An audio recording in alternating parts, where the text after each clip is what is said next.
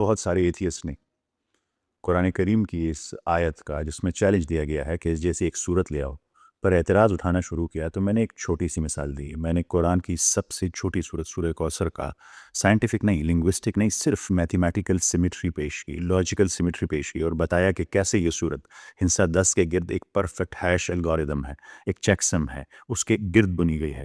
تو اس پر کچھ حلقوں کی طرف سے ایک جوابی ویڈیو سامنے آئی۔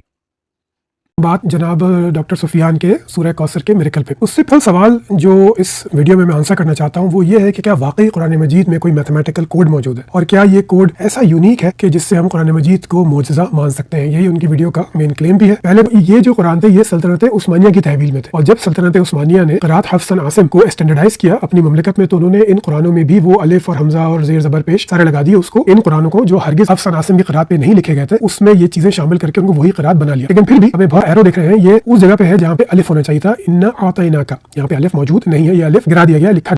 میں ان کا شکر گزار ہوں کہ انہوں نے اس پر بات کی، لیکن ان کے جواب کا تجزیہ کرنے کے بعد مجھے احساس ہوا کہ انہوں نے لاشعوری طور پر میرے 90% دلائل کو تسلیم کر لیا ہے۔ آئیے دیکھتے ہیں کہ کیسے۔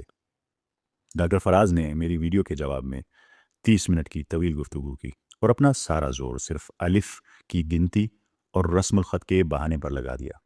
لیکن ذرا غیر جانبدار ہو کر غور کریں، اگر ہم ایک لمحے کے لیے صرف بحث کی خاطر ان کے اس الف والے اعتراض کو مان بھی لیں جو حقیقت میں بالکل بے بنیاد ہے، تب بھی میرے ان ٹھوس حقائق کا کیا بنے گا جن کا الف کے لکھے جانے یا نہ لکھے جانے سے سرے سے کوئی تعلق ہی نہیں ہے۔ آئیے دیکھتے ہیں کہ ڈاکٹر فراز کن حقائق پر چپ چاپ خاموشی اختیار کر گئے اور اصل میں اسے تسلیم کر لیا۔ پہلی خاموشی ان کی الفاظ کی تعداد پہ تھی۔ میں نے ثابت کیا کہ سورہ کوثر کے کل الفاظ قطعی طور پر ٹھیک 10 ہیں، اس میں کسی رسم الخط، الف، زبر یا زیر کا کوئی اختلاف نہیں۔ ڈاکٹر فراز نے اس پر کوئی اعتراض نہیں کیا، یعنی تسلیم کر لیا۔ ان کی دوسری خاموشی صرف ایک بار استعمال ہونے والے حروف پر تھی۔ پوری صورت میں وہ حروف جو صرف اور صرف ایک مرتبہ ایگزیکٹلی ونس استعمال ہوئے ہیں، ان کی بھی کل تعداد ایگزیکٹلی 10 بنتی ہے۔ این، توے، یہ، سے، فے، سواد، ہے، شن، شین، ہے اور تے۔ ذرا غور کریں، ان 10 منفرد حروف میں الف شامل ہی نہیں ہے۔ یہ رسم الخط کی بحث سے مکمل آزاد ہیں۔ اس ناقابل یقین اور پیچیدہ میتھمیٹیکل پیٹرن پر ڈاکٹر فراز کے پاس کہنے کے لیے ایک لفظ نہیں تھا۔ تیسری خاموشی حرف رے کی پوزیشن پر تھی۔ سورت کی تینوں آیات کا اختتام حرف رے پر ہوتا ہے، یعنی کوثر، نہر اور ابتر، اور عربی حروف تہجین الفابیٹیکل آرڈر میں حرف رے کا نمبر بھی بالکل 10 ہے، یعنی الف، بے، تے، سے، جیم، ہے، خے، دال، زال اور رے۔ کیا یہ بھی محض اتفاق تھا؟ اس پر بھی ڈاکٹر فراز کی طرف سے مکمل اور گہری خاموشی چھائی رہی۔ اب آپ خود فیصلہ کریں، ڈاکٹر فراز نے حقائق کی اس پوری ناقابل تسخیر عمارت کے ساتھ کیا کیا؟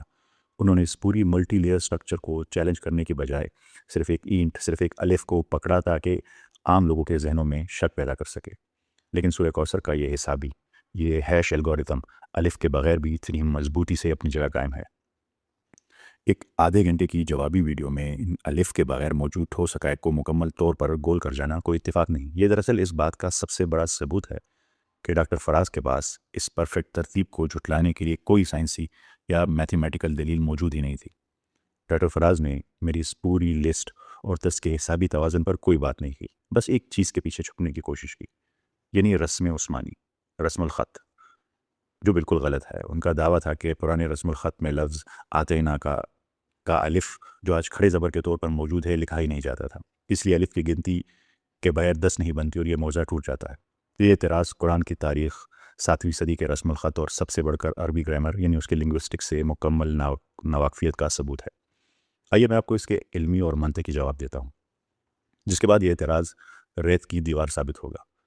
ڈاکٹر فراز کا کہنا ہے کہ پرانے نسخوں میں الف لکھا نہیں تھا، لیکن سوال یہ ہے کہ کیا نبی کریم صلی اللہ علیہ وآلہ وسلم اور صحابہ کرام اسے بغیر الف کے پڑھتے تھے؟ ہرگز نہیں۔ آئیے عربی گرامر یعنی علم صرف نحو سے اس الفاظ کا پوسٹ مارٹم کرتے ہیں۔ لفظ ہے آتینا کا، یہ 3 حصوں سے مل کر بنا ہے۔ آتا یعنی دیا، پھر نا، نون اور الف، ہم نے یعنی فرسٹ پرسن پلورل پروناؤن ہے یہ، اور پھر ہے کاف، تجھے۔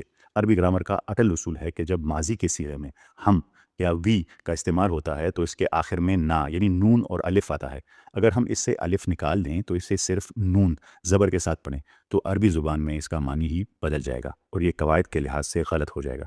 لہٰذا لنگوسٹکس اور گرامر یہ چیخ چیخ کر گواہی دے رہی ہے کہ نبی کریم صلی اللہ علیہ وآلہ وسلم اور صحابہ کرام نے جب بھی یہ صورت پڑھی اس میں الف موجود تھا اور پوری طاقت فونیٹک ریئلٹی کے ساتھ پڑھا جاتا تھا۔ 7ویں صدی عیسوی میں عربوں کا رسم الخط بہت ابتدائی شکل میں تھا۔ وہ حروف کو اس کی اسکیلیٹل یا ڈھانچے کی صورت میں لکھتے تھے۔ اس دور میں کسی لفظ کے درمیان آنے والے الف کو نہ لکھنا عربوں کا ایک عام رواج تھا، جیسے شارٹ ہینڈ، آج کل بھی شارٹ ہینڈ رائٹنگ ہوتی ہے، ایسے شارٹ ہینڈ تھا۔ آئیے اسی قرآن سے ٹھوس مثالیں دیکھتے ہیں۔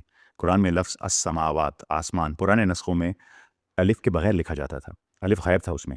الف ان کی روزمرہ ادائیگی اور زبان کا حصہ تھا، صرف لکھنے میں ایک شارٹ ہینڈ کے طور پر چھوڑ دیا جاتا تھا، کیونکہ پڑھنے والا جو کہ اہل زبان تھا جانتا تھا کہ یہاں الف موجود ہے۔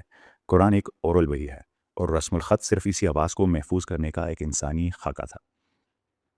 اور آج کل جو بھی قرآن آپ دیکھیں گے اس میں یہ لفظ آتے ناکے میں موجود ہوگا۔ اس پہ کوئی ایک رول اپلائی نہیں کر سکتے۔ آپ یہ رول لے کے آپ جو ہے قل اللہ احد کو شاید انالائز کر لیں گے، لیکن آپ سورہ بقرہ انالائز نہیں کر سکتے، آپ سورہ مدثر انالائز نہیں کر سکتے۔ اگر آپ کو لگتا ہے کہ سورہ کوثر یہ حسابی توازن موضوع ایک اتفاق ہے کیونکہ وہ چھوٹی صورت ہے، تو آئیے میں آپ کو قرآن کے میکرو لیول کے موضوع کی طرف لے کر جاتا ہوں۔ قرآن کریم کی سب سے لمبی صورت سورہ بقرہ کی طرف آئیں۔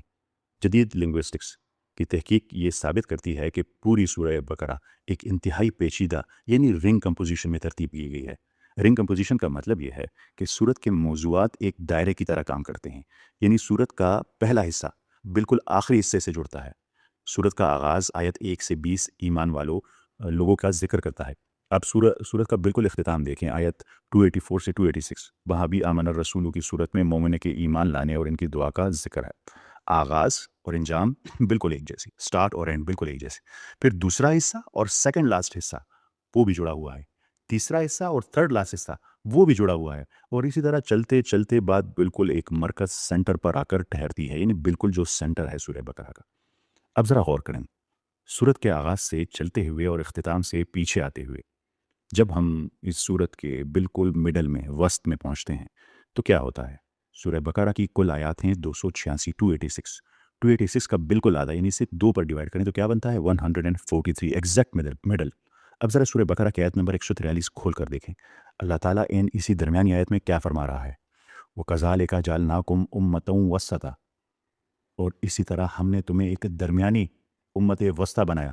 یعنی حیرت کی انتہا دیکھیں، جو آیت گنتی، عدد اور حساب کے لحاظ سے پوری صورت کے بالکل وسط مڈل میں موجود ہے، اس آیت کا موضوع اور اس کے الفاظ بھی وسط یعنی درمیان ہی کے بارے میں ہیں، بالکل مڈل کے بارے میں۔ یہی نہیں، قرآن کریم کی سب سے عظیم آیت آیت الکرسی بھی اپنے اندر بالکل اسی طرح کی 9 حصوں کی رنگ کمپوزیشن رکھتی ہے، اور یہ ہے بھی سورہ بقرہ میں۔ آیت الکرسی کا پہلا جملہ آخری جملے سے جڑتا ہے، دوسرا 8ویں سے، اور اس پوری آیت کے بالکل درمیان میں الفاظ آتے ہیں یعلم ما بین ایدیہم وما خلفہم، وہ جانتا ہے جو ان کے آگے ہے اور جو ان کے پیچھے ہیں، یعنی آیت کا مرکزی جملہ بھی آگے اور پیچھے کے درمیان والے کی ہی بات کر رہا ہے۔ اب میرا اس ڈاکٹر فراز سے اور ان جیسی سوچ رکھنے والے ہر انسان سے ایک سادہ سا سوال ہے، ایک ایسی کتاب جو 23 سال کے طویل عرصے میں مختلف جنگوں، ہجرتوں اور حالات میں تھوڑی تھوڑی کر کے صرف زبانی اورلی نازل ہوئے، زبانی نازل ہوئے، جس کا کوئی پیشگی خاکہ ڈرافٹ نہ بنا ہو، جسے کبھی کسی کاغذ پر لکھ کر ایڈٹ نہ کیا گیا ہو نازل ہونے کے طور پر کہ اسے پروف ریڈ کیا جا سکے، کیا دنیا کا کوئی انسانی دماغ یا آج کا کوئی سپر کمپیوٹر مسلسل 23 سال تک زبانی کلام کرتے ہوئے 286 آیات پر مشتمل ایک طویل ترین صورت کے عین وسط مرکز میں بالکل وہی لفظ ادا کر سکتا ہے جو میتھمیٹیکل طور پر بھی وسط ہو اور معنی کے لحاظ سے بھی، اور اس کے آگے اور پیچھے کے تمام موضوعات ایک پرفیکٹ رنگ، ایک دائرے کی طرح آپس میں جڑے ہوئے ہوں؟ یہ ہے وہ آپٹیمائزیشن پرابلم، اور یہ ہے وہ انٹلیکچوئل ڈیزائن جسے دیکھ کر بڑی بڑی عقلیں دنگ رہ جاتی ہیں، اور یہی قرآن کا وہ چیلنج ہے جس کا جواب 1400 سال سے نہ کوئی لا سکا اور نہ قیامت تک لا سکے گا۔ ایک الف سے آپ کی جان نہیں چھوٹے گی۔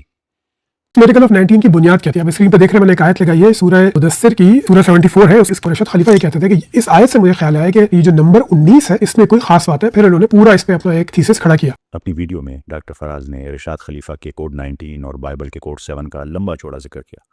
میں بڑی حیرت سے سن رہا تھا کیونکہ میں نے اپنی پوری ویڈیو میں کسی کوڈ 19 یا کوڈ 7 کا ذکر تک نہیں کیا۔